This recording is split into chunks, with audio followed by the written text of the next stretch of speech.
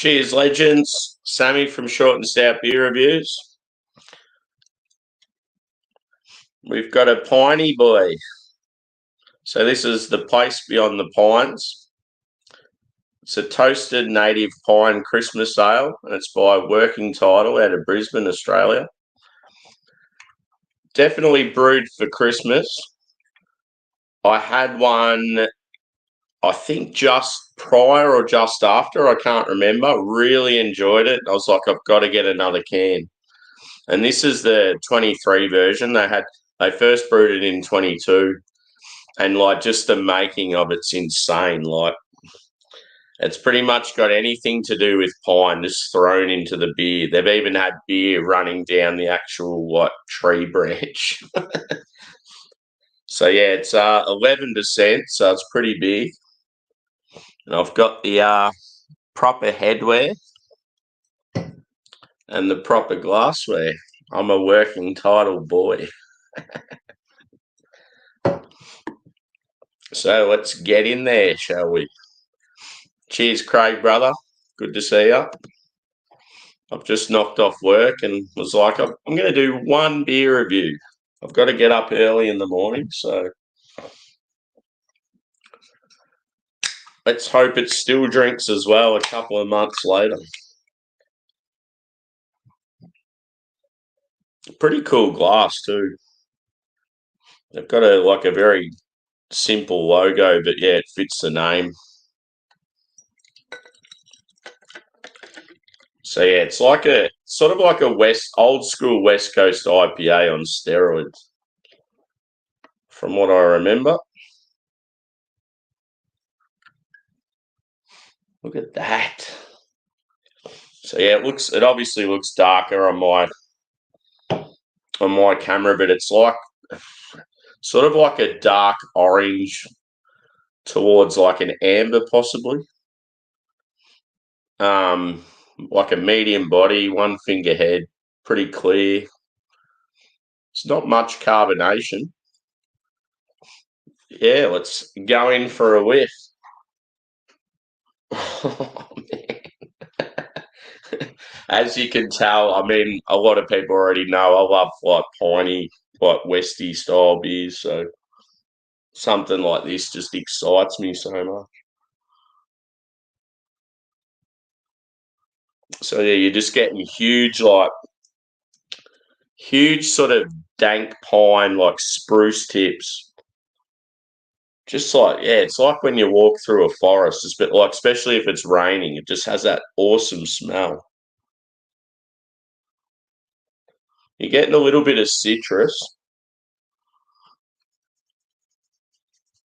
And yeah, like it's got a caramel toffee, even like a toasty sort of malt backbone.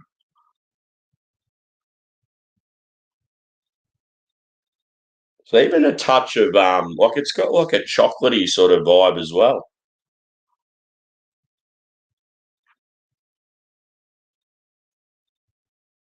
Maybe even like a dried fruit. Oh, it's so complex. Anyway, I'm going in. I'm thirsty. So cheers.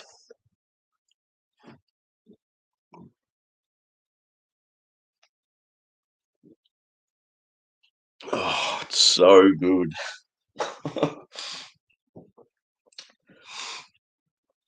Yeah, you're getting a bit of spice as well. It's like it's almost like an apricotty vibe as well. As me and Craig talk about, like that, it's got that marmalade sort of thing going on. Jammy.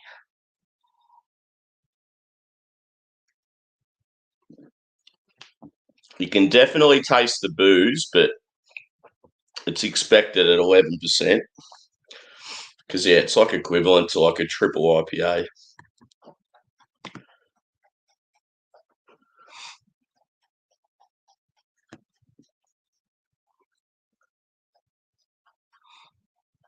Do it, brother. Do it. You only live once. Just do it. You should see the beer order I just recently got. There was plenty of that, but it's going to be insane. A lot of hype.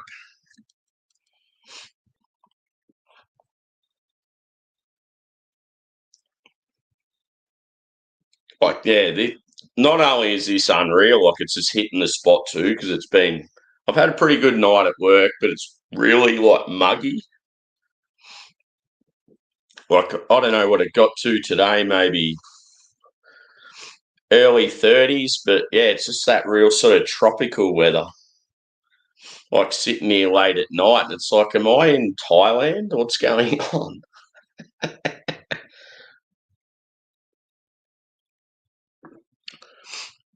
It's actually got like quite a creamy mouthfeel, which is very different for this style, but it's probably like they've done a lot of work with like they've put stuff in the boil multiple times. They've included so many different adjuncts. So yeah, like I'm not surprised it's sort of got that thicker body. Who knows what malts they've used? It's probably got a shitload of different stuff. But yeah, you're getting like a. It's weird because you wouldn't think it, but there's like a chocolatey sort of vibe.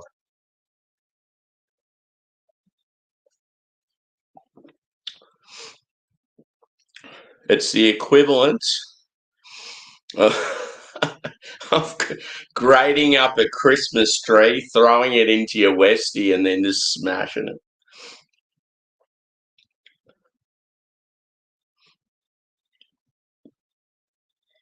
But yeah, it's sort of like it's an all rounder. Like it's got sweetness, it's got dankness, it's quite bitter on the finish. But then, yeah, like it's sort of, I don't know, it's slightly dry as well. Like it's there's just so much going on. I think you're just getting a lot of sweetness from the malt base. Maybe like some orange apricot. Yeah, there's just something really sweet. And then obviously you're getting sort of that dank, bittery sort of vibe from, yeah, like that piney, foresty, like woodsy sort of thing. But yeah, I wouldn't be surprised if I don't know what hops they've used, but it sort of might even have that like grapefruit sort of thing going on too, like pith.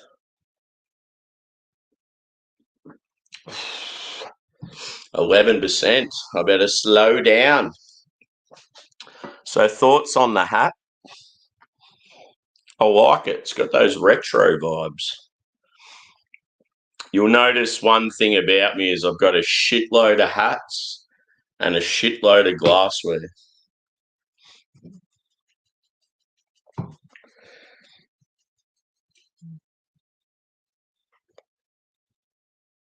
Yeah, so on the back they say a Christmas pine ale made from real native pine, spring growth tips, smoked aged timber, and toasted new wood, combined in an insanely unique pine beer. Piney boy! Cool artwork too. Simple but effective. So yeah, it's sort of like that Christmas colours, little trees.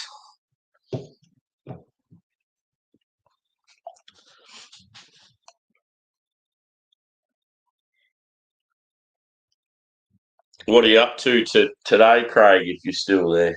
Just chilling? I can't believe how muggy it is. It's that sort of weather, like late at night, it's hard to get to sleep, and it's like, oh, I'll have a nice cold beer, and then next minute you've had about four nice cold beers.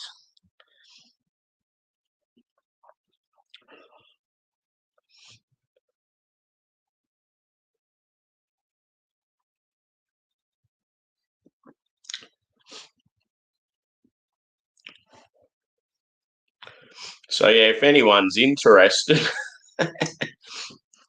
on Friday night, Canadian and American time. Saturday morning for me. I'm going to be a special guest on Shane's craft beer reviews from Canada. But he's got a separate channel called, I think it's Friday Night Live, Shane's craft beer reviews. So that'd be pretty cool. I'll put the word out there so a few people chime in and watch and subscribe to him. He's a good boy.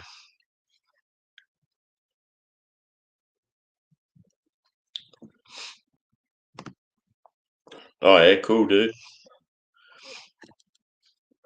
I'm thinking about, like, tomorrow, got a bit of work going on in the house here and I don't want to be around, so I'm on afternoon shift, so I'm thinking about taking off just, about an hour down the road and go do some shopping and stuff at, like, the nearest sort of bigger city.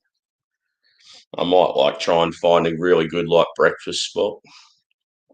Obviously can't have beers because I have to go to work, but I might get some takeaways.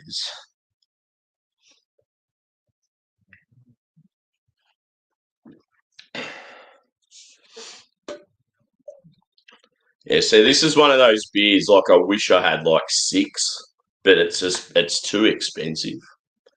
And, like, not to, like, that, the brewery's not expensive in any, they're no different to anyone else in the local craft game. It's just this beer in particular because, like, it's so, it's just so much has gone into it. You expect it to be the way it is.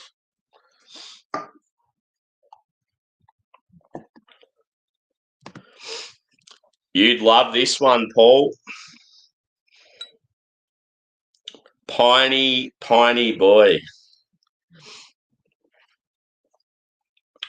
Just a lazy 11%. All the pine, big caramel body. Bitter as fuck. Woo!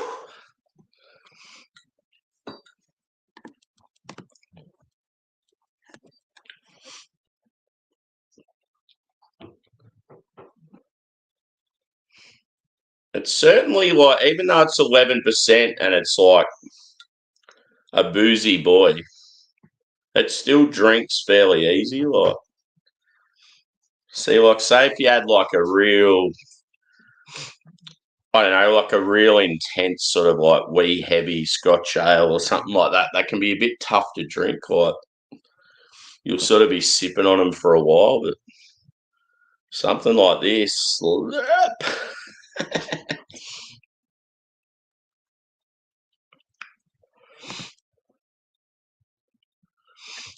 yeah, I thought you would, brother. Yeah. Paul was on there a couple of weeks ago. He's just getting all the good fellas on there, all the long haired bearded motherfuckers.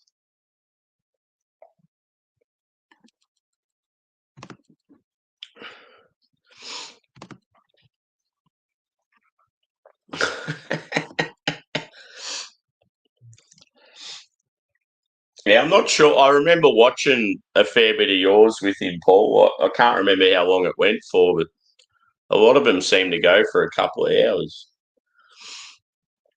I'll definitely have a VB on there anyway. Got to support that local macro. But yeah, I'll pull out something special.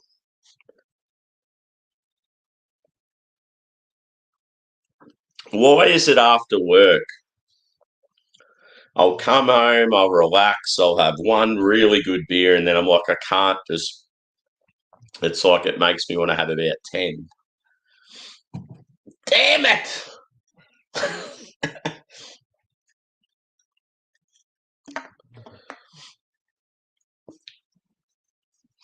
Score wise for this one,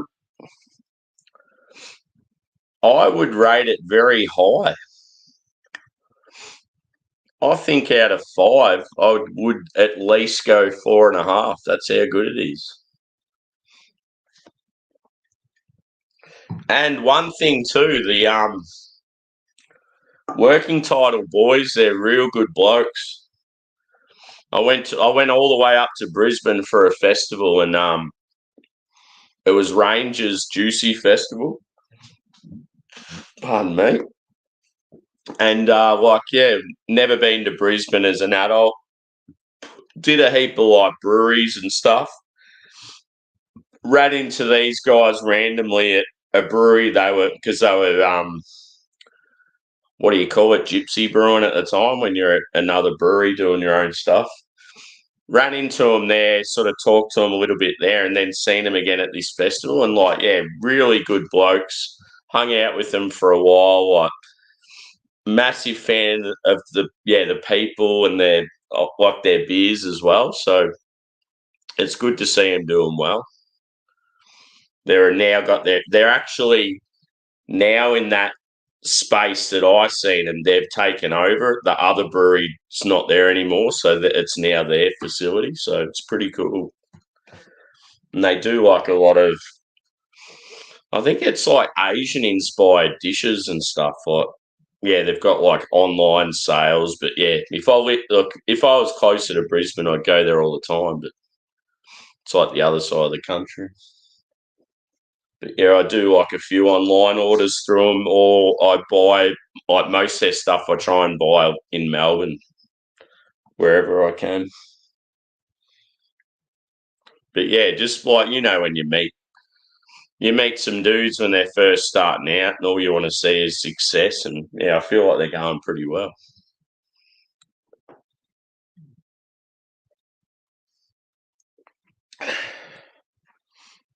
Always like when it comes to small breweries, like if you like their stuff, you got to get out there and buy their merch and shit as well. Like, do whatever you can, because especially in today's world, the shit that went on a couple of years ago, and like especially in Australia, like the taxes on alcohol, it's like it's so fucking hard for them to do any good.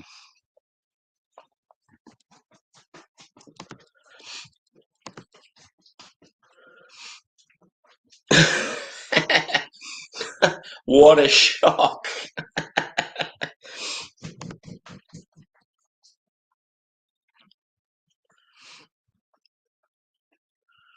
Yeah, I'm going to have about 5. Yeah, it sucks, man. Like, a lot of Americans and UK folk think that our scene's shit. It's fucking unreal. Like, it's as good as anywhere else. Like, and I'll hype it up till the cows come home. Like, mountain culture, range, like working title.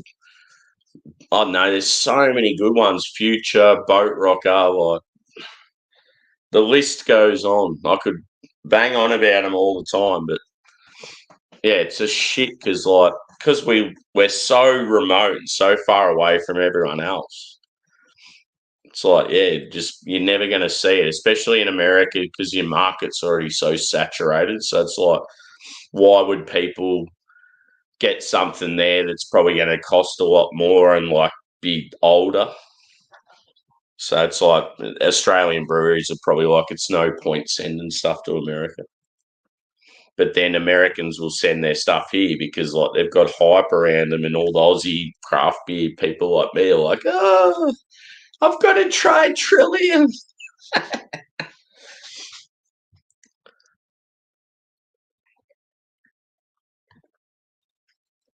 Yeah.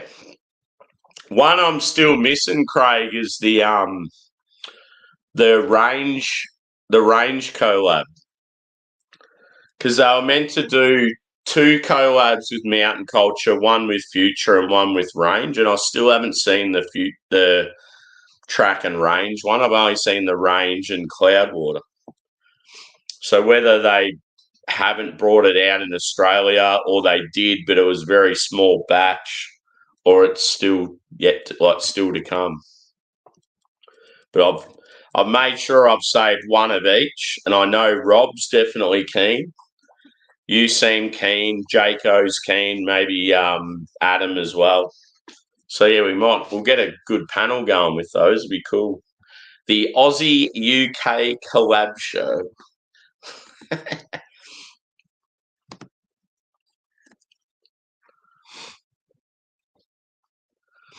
Yeah. But yeah, we've got to get that Schling Curler one going. Another one too. I've still got that 3 Fontaine in the cupboard. It's been sitting there for a while because someone said, "Oh, let's do another 3 Fontaine," and I'm like, "Yeah." I got one straight away, and then it's just sat there for ages. I guess like something like that though. It's considered as long as you want.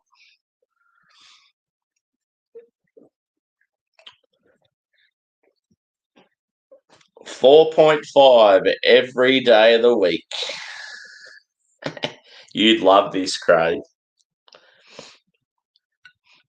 Piney, caramel, that like jammy, marmalade sort of citrusy stone fruit thing. So fucking good.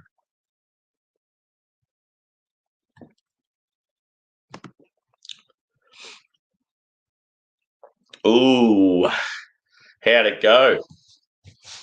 Delicious.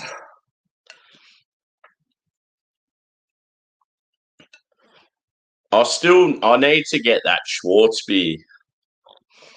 Schlenkerla smoked Schwarzbier. It's like all my passions just come together.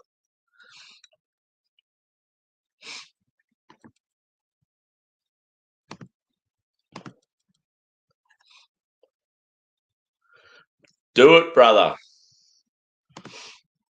I'm thinking like with the stream, if I can't get the Schwarzbier, I'm trying to get it, but it hasn't arrived here yet. I've still got the Mertzen, the Hallis, and it's either the Doppelbock or the Urbock. I can't remember, but I've still got at least 3 there. I've got, I've got, I've seriously got about 20 beers in the fridge that are just sitting there waiting to review with other people. It's ridiculous. Why did I get myself into this world? I just want to go back to just drinking beers and not worrying about stuff. Nah, it's fun.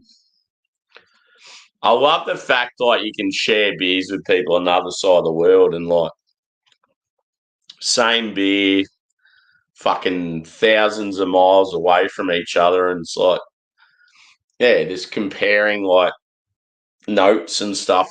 It's fucking awesome. To some people it might be lame, but to me it's very enjoyable.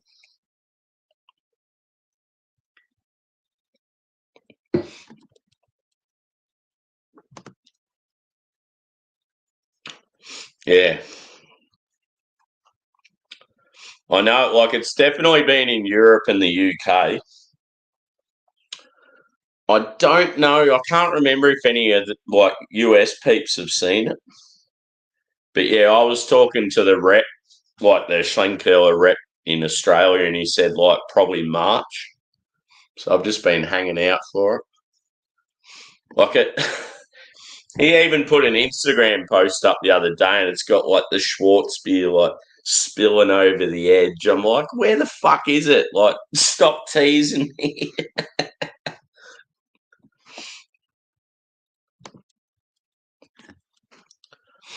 Yeah. See, I had the Doppelbock and the Urbock.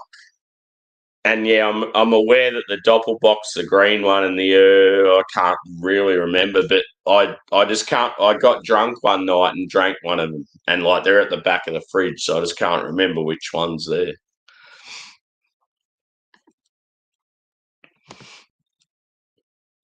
Yeah, yeah. I got a feeling there's been some Americans that have reviewed it.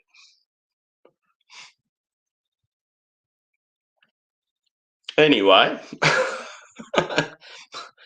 let's not let this review of this beer go a little jagged and off the off the beaten track. So yeah, I should probably wrap it up. That's the thing. It's like I start drinking, I just want to keep going, and I can talk shit all day. So it's like, fuck.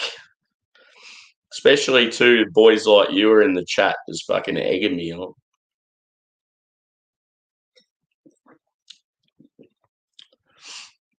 As it's warmed, it's got more boozy, and I like it. So yeah, 4.5 out of 5. If you love your pine, this beer is for you. It's definitely got that caramel toffee, toasty sort of backbone, slight bit of chocolate.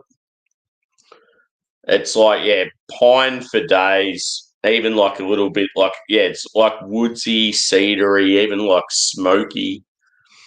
Fruit wise, like citrus, maybe a touch of stone fruit.